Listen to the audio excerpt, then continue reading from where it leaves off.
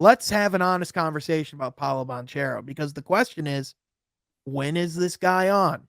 And the answer was, he was on in March. What is going on? I want to welcome you from F Court for today, Monday, May 9th. I am your host, Sean Murphy, alongside one of my guys, one of my best friends, and the co-host of From Half Court, Jeff Iafrady. Jeff, how you doing, brother?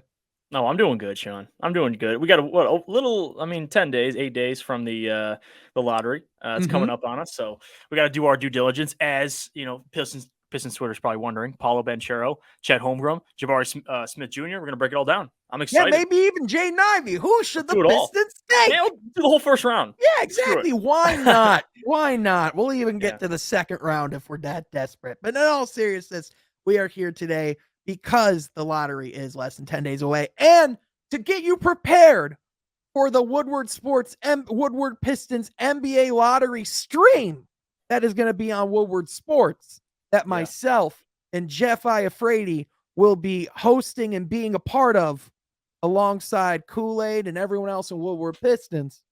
Jeff, we got to start talking about some of these prospects and start diving a little bit deeper. And I thought, what better name to start with than the one that has perhaps been the hottest name, the sexiest name, the flashiest name, the guy that everyone was licking their lips after March Madness, Paolo Bonchero.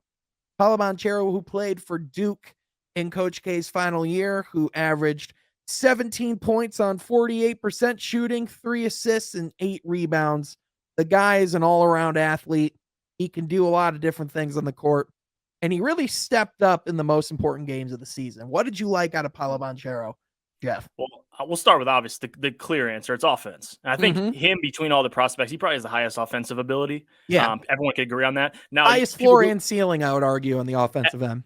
Absolutely. And I think with Paolo, you do have questions about that more consistent jump shot, but you can't question him as just a pure athlete. I mean, the guy's 6'10", 6'11". He moves out there. He can get to the lane at any moment in time. And I think that, listen, if you're the best player at Duke, you're clearly going to be in this conversation. Like that right there as it is. But Paolo, I love Paolo, but I think where people get lost too is when you're talking about this draft class and it's so close with some of these top guys that, if someone like myself says, well, I like Jabari Smith, it's almost like I'm hating on Paolo. And it's not that at all. Like, I'll take any of these guys at the top of the draft. I think Paolo, to me, is a guy, you would love with Cade. I mean, any of these guys you would love with Cade, but Paolo specifically, he could be that lob threat. He could be a guy you can dump the ball to and let him work. Similar, obviously, he doesn't have the jump shot of Jabari Smith, but he brings so much other things. I mean, defensively, you have questions about him, but let's be honest. I mean, a 6'10", to be an athlete like that, you just have to lock in more on that side of the floor, and you can do it. If anybody can, with good coaching, Paolo can do it. So really, there's not too much you don't like about him. I think the biggest question mark is him, really achieving a formidable jump shot, a consistent jump shot in the NBA. And if you can do that, my God, Sean, he's going to be scary. It's going to be hard to stop. Absolutely. And when he's in the gym and when he's locked in, ready to go, there are a few guys that are scarier. When there's a guy that's streaky, that's feeling his jump shot, that is getting open looks for his guys, looking to pass, looking to attack, that's when Paolo's at his best. And man, there were some times in March where, I'm not going to lie, it's impossible to not envision him doing that with Sadiq Bey and Cade Cunningham and even Killian Hayes and even Marvin Bagley. Like, it's impossible to not envision him in that Pistons red and blue from time to time, because when Paolo is on, he is impeccable. However, Jeff, let's have an honest conversation about Paolo Bonchero, because the question is, when is this guy on? And the answer was, he was on in March. Yeah. But before March, he had a relatively quiet season. He finished 98th in the NCAA in points, the 97th in rebounds. Assists, he only averaged 3 a game. And his field goal percentage was around the middle of the pack in players in the NCAA as well. So not even like a remarkable year. I think we all knew he was going to be like a top prospect. I don't think he was going for awards in college, but what's going to happen when it's February in season 3, when you feel established, when you have the contract? Is this going to be another Andre Drummond situation where I don't know what kind of effort I'm getting from you on a night-to-night basis?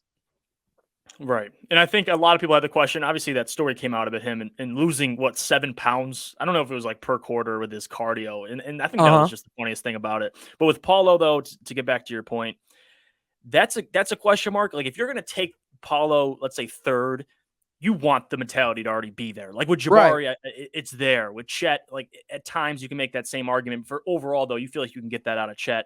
I feel like Paulo, a part of me wants to say that he's such a great prospect. You kind of got to nitpick him in a way. I mean, Yeah. you got to say, where were you in some moments? Like you can pinpoint those moments. But overall, like you said, let's just relate it back to the Pistons. He brings Yeah. something different. Like we have Jeremy Grant, who comparably you could make a similarity between him and Jabari Smith, just how they play the game. With Mhm. Paulo, different dynamic. Like Yeah, a he's more of a guy that, big who can handle the ball. It's like yes, it's what yes, Jeremy has been missing in his game that would take him to the next level, which is the ability to play make and get assists because Jeremy right there. Yep. was not a great playmaker or passer. So to have a guy at his size with his skill set, with everything that he can do, he's an all-around stud. Honestly, he's one of those guys. I feel like the last two drafts, you could make a legitimate argument for three players going number 1 overall. You can make a legitimate argument for Paolo Bonchero going number 1 overall because of the offensive pairing. I mean, Yeah, it's impossible to not like that. However, Jeff, we're building the Detroit Pistons. And when I'm talking about the Detroit Pistons, what we're building, the number one thing that has to be etched into our identity is what you do on the defensive end. And to absolutely. me, that's why if the Pistons have the number 1 overall pick, the reason why Paulo's hardly in the conversation is because we don't know what he has on the defensive end. And maybe hardly even in the conversation, it's a little harsh. However, if they're going to have him in the room, if they're going to bring him into the facility, the biggest questions they're going to ask, they're going to pull up footage and they're going to say, "Hey, what happened here? You Hmm. can't do this in the NBA, right?" Like that's Right. going to be the biggest thing that executives are going to tell Paolo Bonchero. Now, maybe if he goes to Houston, they don't give a damn about the defensive end. They made that abundantly clear. And I'm glad you brought that up because I think for any of these prospects, like you can nitpick honestly Jabari Smith, you can nitpick Chet Holmgren, you can nitpick Paulo. I Mhm. think any of those guys coming to Detroit, being with Dwayne Casey, being with not even just Dwayne Casey, but just the whole front office and the coaching staff they have in terms of developing players, Mhm. you can get, I think, like even Jabari Smith. There's knocks of him, how big he is, his defense against bigger opponents. Like you can go down the list. But you Those don't things with question Paulo. the motor though. Like that's the Exactly. thing. So with Paulo, the motor, and in my opinion, I think you can get that out of him. I think Dwayne and those guys, because listen, he's going to hold you accountable, especially Cade, the leader he is. Like Mhm. he wants to win games. Like Sadiq Yeah. these guys want to win games. Like yes, they're not winners in the NBA, but they want to be winners, and they're built Right. like that. So Well, with and Paulo, I Cade's don't think gonna you get hold away him with it. accountable, right? Like that's the thing that you Absolutely. think is that Cade obviously they have that relationship. They go way back, but I also see like I think it has to be very similar to what we see from like what the Bad Boys have done, where they talked about how, hey, welcome to the Pistons. Listen the up. Yeah. You're gonna do things the way we do it, right? Like Absolutely. that has to be the mindset. Yeah, absolutely. And when a guy with that high of an upside on offense, like you of course, like Troy Weaver said it in his press conference. What do we need the most? Talent. I mean, on Yep. both sides. So if you can Hmm. get that defensive ability out of Paulo, my God, man, that's what we talk about it. The highest upside, especially on offense, but defensively, people don't talk about it enough. That's another part of his game that has an upside. He just hasn't reached it yet. Like he can get there. It just depends on where he lands. And I think Detroit would Right. be a good fit for any of these guys, Yeah, no doubt. absolutely. Now, Jeff, when you look at comparisons for Paolo Banchero in the NBA, I did not pull up comparisons because I didn't want to be skewed. Hmm. However, when I look at Paolo Banchero personally, I see Michael Beasley. I see like as far as like what the potential of Michael Beasley was. Not Yeah. not like who he ended up being, but people forget what people thought Michael Beasley could be was almost exactly what people hope Paulo will be. It's this Yeah. guy who's dynamic. It's the future of the forward position. It's the Mhm. athleticism. Hope that his skill develops. Hopefully, Paulo might have a more polished game coming in than Michael Beasley did. But as far as like the potential of ceiling, people forget he and Derrick Rose were both booked as like surefire all stars Right. in the future. So, but also I see like a better Julius Randle, like maybe like a more dynamic, like as far as like his ball handling, because with Julius Randle, he's going left. Yeah, There's no, no secret. Paulo's more athletic, and I think even then he's just going to be all around a much better athlete than Julius Randle, For like in terms sure. of getting to his spots. Like that's why you brought up Michael Beasley, and I think the thing that's compares them the most is their ability to get to anywhere on the floor, like Yep. their length and getting to the rack. Like yes, they don't even need a jump shot. I mean, they can have one that hits every once in a while, but right now when you get in the NBA, you got to be able to hit jump shots, at least to Yep. some extent. Like Giannis, okay, Giannis is a guy that can get to the rack at any time. So you don't Right. need a jump shot. I mean, if he has one, that's why he's the best player in the world. But with Paulo, I think he's different. And in my opinion, I mean, listen, you can get a jump shot. I mean, listen, Yeah. he has a form. He just needs to be worked on. So I love his upside, man. I mean, I can't say enough good things about him. I just think the point you made about his motor needs to be talked about. I mean, it sounds like we're Yep. just nitpicking, but it's a true thing. Like guys come into the NBA with lacking that, and they just become bleh. Like they When become that all is right. that is a consensus thing from scouts Yeah, that your motor is in question. That's why when I look at the prospects and there are two guys who are pretty damn talented who on the offensive end aren't far off from Paolo, on the defensive end have been better than Paolo, and they both have more athleticism than Paolo. mm-hmm. And that's the thing. Like Chet Holmgren, like people, we'll talk about him later this week. But Yeah. Paolo specifically, if I have guys available at the number one overall pick spot where I don't question their ability or their motor on the defensive end, I'm taking that guy. Yeah. That's just the truth.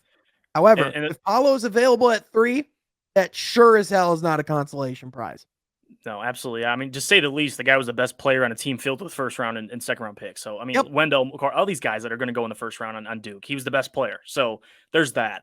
It's just you got to nitpick him, man. There's negatives, but again, I'm excited. He's an exciting prospect.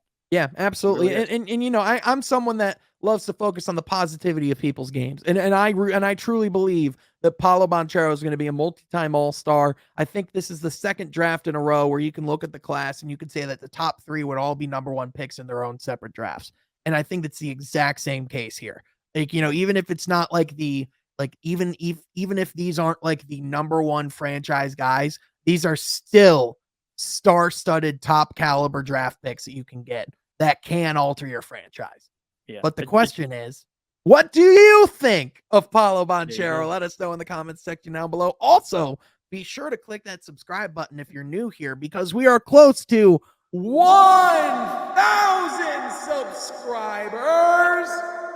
That's a new thing we're getting going here because, Jeff, we're close to 1,000 subscribers, man. It keeps climbing. It's going crazy. But if you like the content here, click the subscribe button. Also, Wednesday, 8 p.m., me, Jeff, the Courthouse, episode 3.